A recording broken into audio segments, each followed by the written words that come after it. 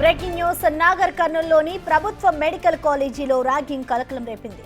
First year విద్యార్థిని వేధించి belt తో కొట్టిన సీనియర్లపై పోలీస్ కేసు నమోదైంది.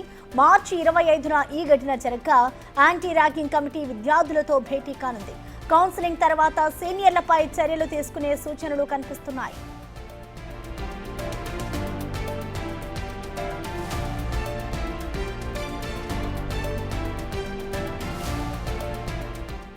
దీనిపై పూర్తి సమాచారాన్ని మా ప్రతినిధి శంకర్ అందిస్తారు. శంకర్, చెప్పండి, అసలు ర్యాంకింగ్ కి సంబంధించిన డీటెయిల్స్ ఏ విధంగా ఉన్నాయి, అసలు పోలీసులు ప్రస్తుతం విచారణ ఏ విధంగా కొనసాగిస్తున్నారు దీనికి సంబంధించి?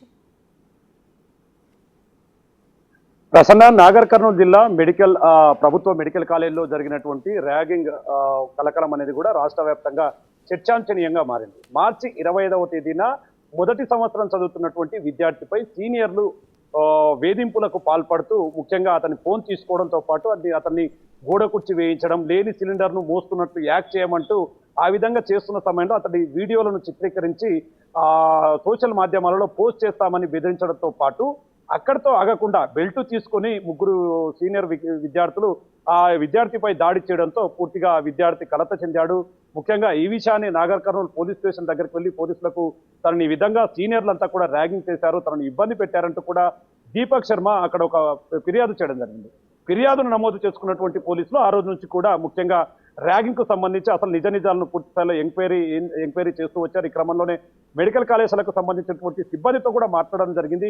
అసలు ఈ విద్యార్థులు ఎందుకు ఇలా ప్రవర్తించారు, ఇంకా ఎవరైనా ఇతని మీద ర్యాగింగ్ పాల్పడ్డారనే కోణంలో కూడా పూర్తి స్థాయిలో దర్యాప్తు ప్రారంభించారు. మరి తిరిగి ఈ రోజు యాంటీ ర్యాగింగ్ కమిటీ అనేది కూడా ఒకటి ఈ రోజు మరికొద్ది సేపట్లో ఈ యొక్క నాగర్ కర్నూలు జిల్లా ప్రభుత్వ మెడికల్ కళాశాల దగ్గరికి రానుంది. దీనికి సంబంధించి ఎవరైతే ర్యాగింగ్ కు పాల్పడ్డారో ఆ విద్యార్థులను తల్లిదండ్రుల సమక్షంలో వారికి కౌన్సిలింగ్ చేయనున్నారు. ముందు తల్లిదండ్రులతో యాంటీ ర్యాగింగ్ కమిటీ మాట్లాడుతుంది, తర్వాత విద్యార్థులతో కూడా అసలు ఏం జరిగిందనే కోణంలో కూడా పూర్తి స్థాయిలో దర్యాప్తును ముమ్మరం చేసినటువంటి పరిస్థితి అయితే కనిపిస్తుంది. మరి దీనికి సంబంధించి ఇప్పటికైతే మీడియాకు లోపలికి అనుమతి లేదు. ఇదంతా కూడా సాయంత్రంలోగా దీని మీద ఒక స్పష్టత వస్తుంది. దీనికి సంబంధించి పూర్తి అప్డేట్ ను కూడా అందిస్తామని చెప్తున్నారు. ముఖ్యంగా తల్లిదండ్రులతో ఫస్ట్ యొక్క ర్యాగింగ్ కమిటీ అంటే యాంటీ ర్యాగింగ్ కమిటీ కూడా మాట్లాడుతుంది. ఆ తర్వాత పిల్లలు, అదేవిధంగా ర్యాగింగ్ కు ఎవరైతే బాధ్యుడు అయ్యారో, ర్యాగింగ్ కు ఎవరైతే వేధింపులు ఎదుర్కొన్నాడో ఆ విద్యార్థులను కూడా ఆ యొక్క కమిటీ మాట్లాడనున్నటువంటి పరిస్థితి కనిపిస్తుంది.